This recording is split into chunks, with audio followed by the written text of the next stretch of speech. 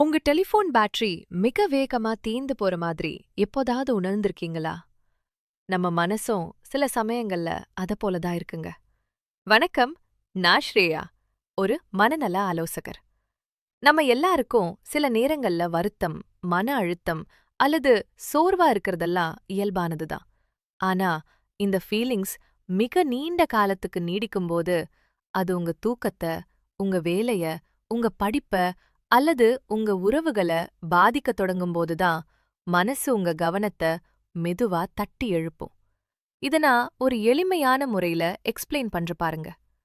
உங்க மனச ஒரு மொபைல் பேட்டரி போல நெனச்சுக்குங்க.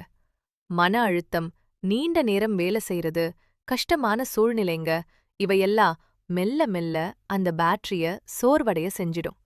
அதற்கு நேர்மாறா ஓய்வு எடுக்கிறது, உங்களுக்கு பிடித்த பொழுதுபோக்குங்கள்ல ஈடுபடுறது அல்லது இன்னொருத்தரோட பேசுறது போன்ற விஷயங்க பேட்டரிய சார்ஜ் செய்ய உதவும். அதாவது உங்களுக்கு புத்துணர்ச்சிய கொடுக்கும். நம்ம எல்லார்கிட்டயும் இந்த பேட்டரி இருக்குங்க. அந்த பேட்டரி முழுமையா தீர வரைக்கும் காத்திருக்காம அது கீழே இறங்க ஆரம்பிக்கும் போதே நம்ம உஷாராயிடணும்.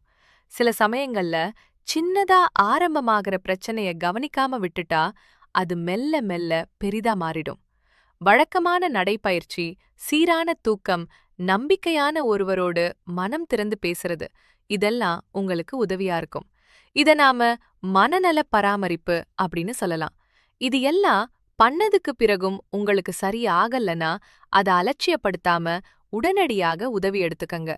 உதவி கேட்கறது பலவீனம் இல்ல, மாறாக அத ஒரு பலமா கருதுங்க. நம்ம மனசு முக்கியம். அத கேர் பண்ணுங்க. அடிக்கடி ரீசார்ஜ் பண்ணுங்க.